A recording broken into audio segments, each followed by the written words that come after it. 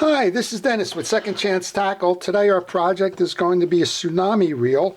It's called the Tsunami Spear. It's a single ball bearing reel. It came from a distributor returns lot.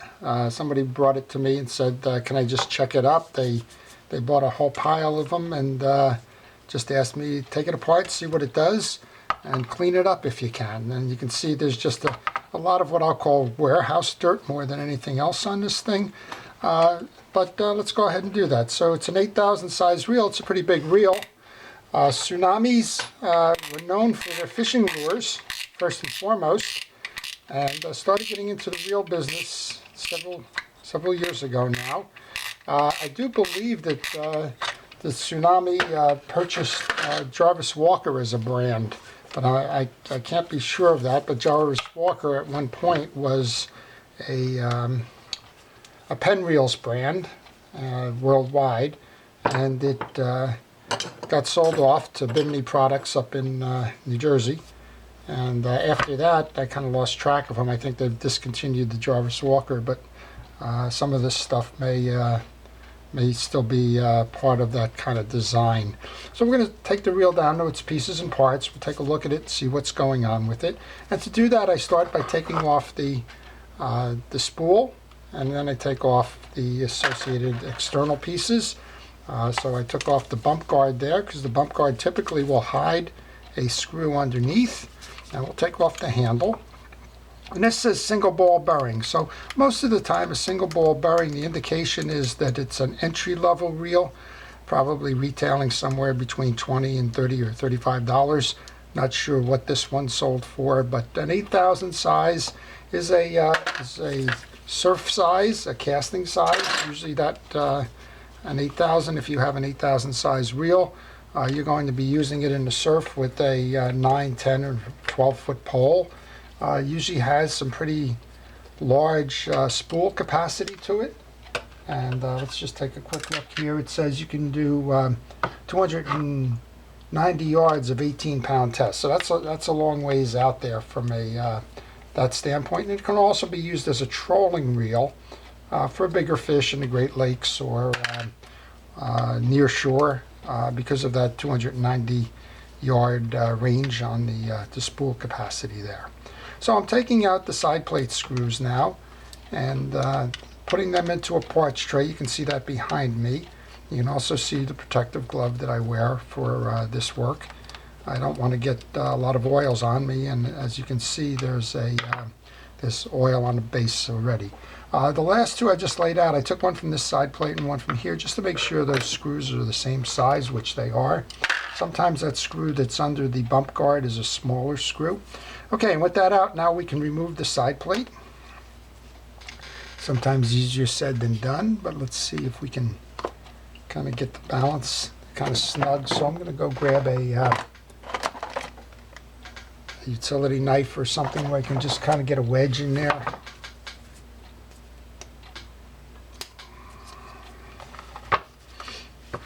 The wedge will just help me to get the case open and hold it. There we go. So looks like a pretty straightforward design, and yes, it does appear to be a manufacturer's return because the inside of this reel is very clean. It doesn't have any indication of being fished, other than the spool is not sealed. You would think on a new reel that comes pre-lined that there would be some sealant there, like a shrink wrap or something. All right, it's clean inside. We have a side plate bushing, which you would expect. We have a main gear. And this is kind of generations old technology, right? It's got a crosswind that's driven off the back of the main gear. It's got the crosswind block and crosswind gear. So let's just go ahead and take that off. Sometimes this is just discovery as much as it is the customer request to have it cleaned up. I'm going to take that. Sometimes when I pull that spool off, the spool shaft,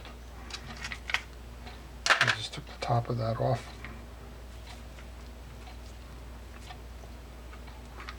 This one is particularly oily, so it's not affording me a good grip.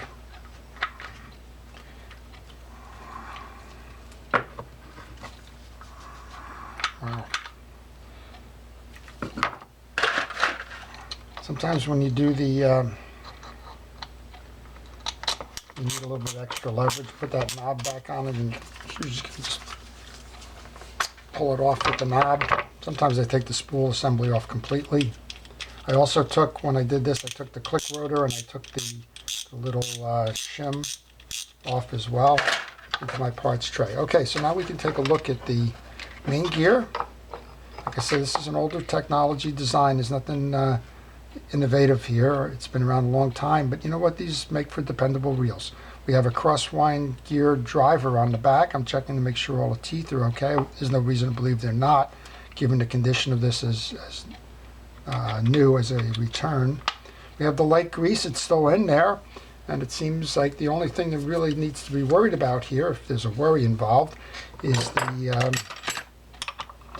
getting the dirt, the warehouse dirt off of it. Okay, so we're going to take the rotor off, and notice that the rotor comes off in a way that you would traditionally tighten a nut. It's clockwise, so righty-tighty and lefty-loosey does not apply here, and that's done because that's the way that the rotation of the rotor is, and that keeps this nut from spinning freely.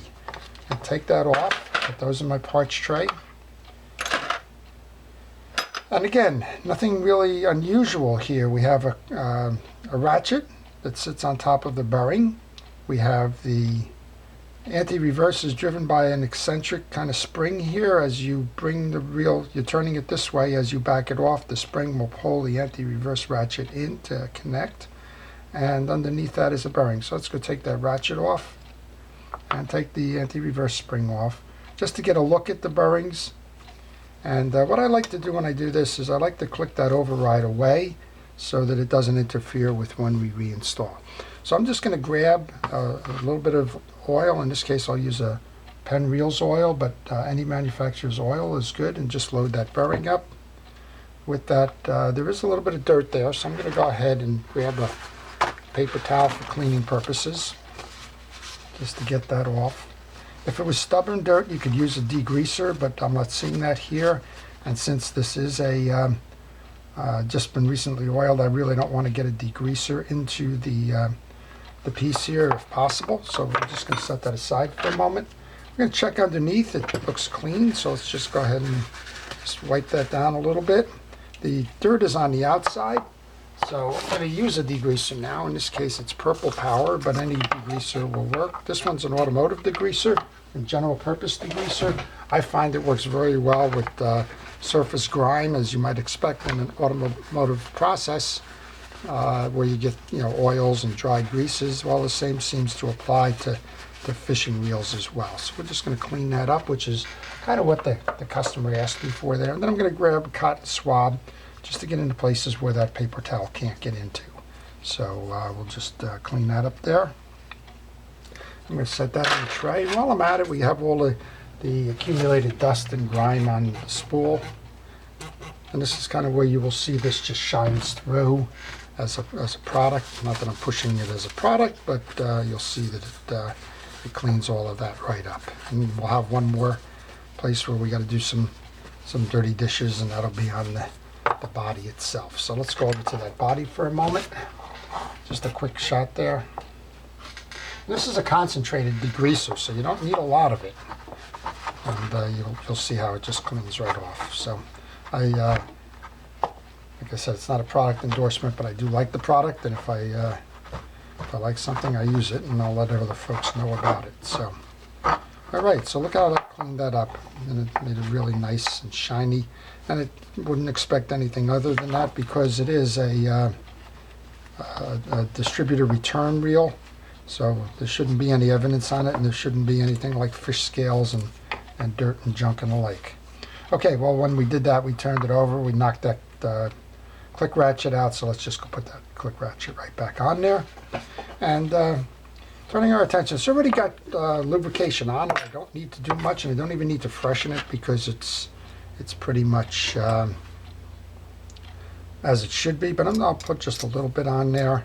A little bit more is okay. Don't flood the reels with lube. Just a little bit on each side will work. Same thing with the idea on the back teeth of the click ratchet. And then we got bushings on the side plate, so just a little bit of the lubricant on both sides of the bushings will be fine. And then back into that parts tray to get the crosswind block.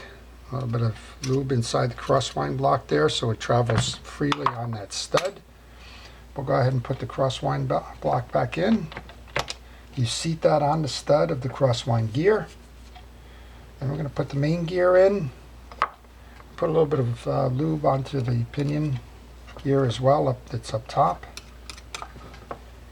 Put the main gear back in. Relatively unsophisticated in terms of technology. You've seen it before, but the nice thing about it is if it's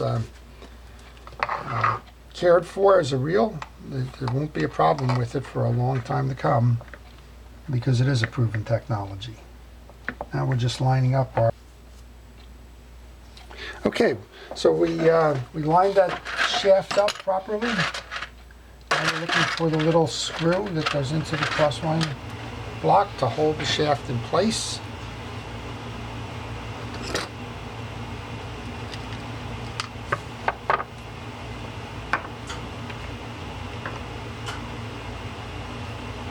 And then the reel can be closed up from below, because that's all we need to do on the low end surface. Then we can put the rotor back on, and we'll go up top there just to check the drags. Again, it's a new reel, so we wouldn't, it appears to be a new reel or a lightly used reel, so we wouldn't need too much more here, other than making sure that we have the drags cleaned.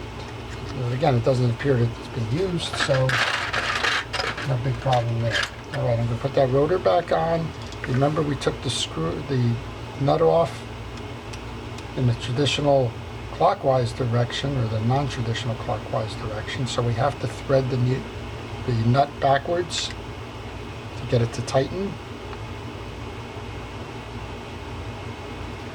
As such, and then those last few turns, you just want to make sure you're tight here.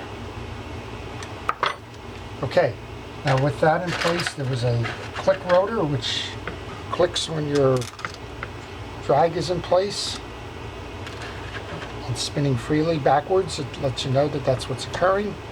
Click rotor goes on. Now the side plate, we have a little bit of dirt on that side plate, so let's go back to that degreaser. Get that nice and clean to match the other pieces. And what we're seeing from the technology, the reel's a nice technology. It's a great entry-level reel, and it has its place. So folks always ask, you know, what reel should I buy? And of course I always answer it depends, because it does depend. The reels are set in various stages from inexpensive to very expensive. They serve their purposes along the way. So if you're looking to just try a sport, see if you like it, then there's no reason for you to go out and buy a $100 or $200 reel. Start with something like this. There really isn't as great a performance difference as you might think if you're going to be an occasional fishing person. If you're going to be out in the surf 2 or 3 times in a season, maybe keep it at a cottage or at a shore house, there's no reason to make the investment of a higher end reel if you don't know if you're going to enjoy the sport or if you're just going to use it a few times. So what's the difference? So this is a plastic, maybe a graphite case. The higher you go, the higher end, you're going to have more machined type cases. Maybe a little bit more balance, a lot more ball bearings, machine cut gears for a little bit smoother operation.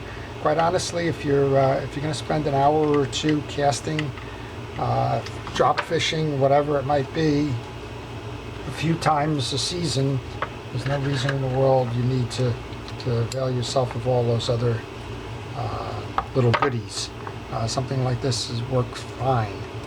Same thing, beginner's reels, right? If it's a child that you're not sure is going to be interested in it, why go ahead and spend all that money to have that reel sit in a shed or a garage or on a boat for an extended period of time, and find out that the child's interest waned in the sport, and you're not using it as much as you would have liked to have used it. So there we go. There you go. That's a nice smooth reel. Doing what it should be doing. So let's just go up top then. We're going to check the drags. We'll just show you the drags. I can't imagine that there's any issue here since it's new. So drag stacks typically are held in with a spring. This one's square. Some of the ones that you see are octagonal or circular or whatever. It doesn't matter much. It's all the same principle. This one's a square spring, and it is a spring. So you saw me put my finger over this as we did the take apart here. Now we're going to pull the drags out. And this is typical of a drag stack. Notice I put them down in a sequence that I took them out, so I know where they belong. This last one, alright, so here's your drag stack. There's oil in there, not dirt. These are felt washers, they're not fabric.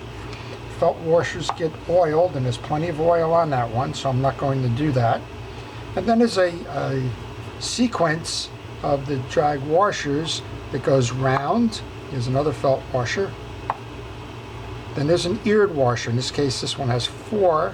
You seat that into the indentations in the spool so that one doesn't spin. There's a top washer, and then the washer that finishes the stack. If you wanted to, with these, if you knew they were felt, you could do just as I'm doing here and throw a drop of oil down the channel. The felt will absorb that. And the idea of the oil is to keep it keep the washer flexible, and if you keep the washer flexible, it won't dry out, and you won't have any problems with them over the course of the lifetime of the reel. Some folks who use, oops, I didn't get that spring set, and I just popped the whole drag assembly out. That's okay, just put it right back. Get it better set this time. I think what happened was the points wound up in those grooves and didn't click. So you'll see, instead of a full circle, there's just partials where those points go. Just noticing that on this. So let's get that right then. Put that one into the corner. And there you go. So what happens is they're offset completely. And this is not a very high tension spring, but still hold your fingers on it. Now we shouldn't have that problem doing this now. And we don't. So the retention spring is doing what the retention spring should. Tighten up that drag. And here's you can hear that clicking. That's the purpose of that click ratchet underneath there. It'll let you know you're back spooling your line off if you are fishing with that drag. So I've noticed I got just a little bit of grease onto the reel from the glove. I'll take the glove off now. We'll finish the little polish there. And tell you that overall I like the look of the reel. It is a nice smooth turning reel. It's got some contemporary design. It doesn't look chunky or cheap.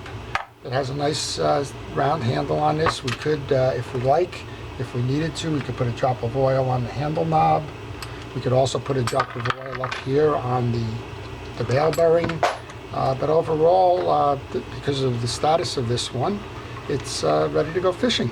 So that's the Tsunami. It's a Spear.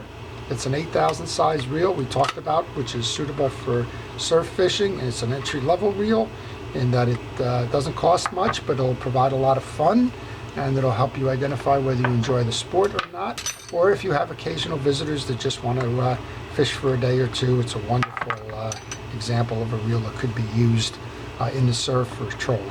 So I hope you've enjoyed that. If you want to see more, please subscribe. If you like this one, please indicate that on YouTube, and stay tuned. We'll be doing more as the reels come into my shop. Again, thank you for watching. This is Dennis with Second Chance Tackle.